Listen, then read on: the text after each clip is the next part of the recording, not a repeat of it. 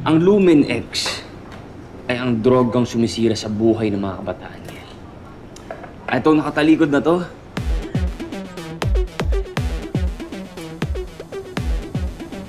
yan si Verdugo. Ang creator ng lintik na droga na ito. Nakatakas man siya sa operation sa Norte, pero tiyak kong lumiliit na ang mundo niya. At sa susunod, hindi na takbuhan ang mangyayari. It's kulungan time. Makakaasa kayo mga katirata.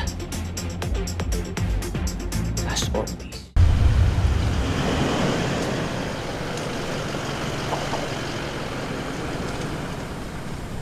Tingin mo, boss, nakahalata ba si Andrew? He didn't ask anything directly. Pero nakita ko, he was thinking. Pero given na brothers-in-law kami, hindi niya maiisip na ako si Verdugo. That idea is too far of what I am to him. Pero, boss, palapit na siya ng palapit. I know. And he's smart. Once he smells something, hindi niya bibitawan. Like I said, he's obsessed.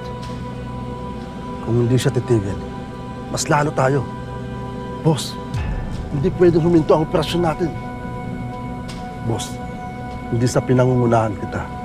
Pero isang tanong lang ang dapat mong sagutin. Ano ang mas importante?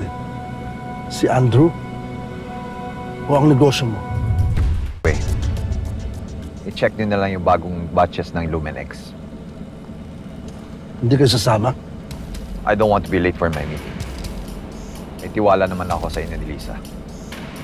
Akala ko ba gusto nyo rin makita? And to answer your question,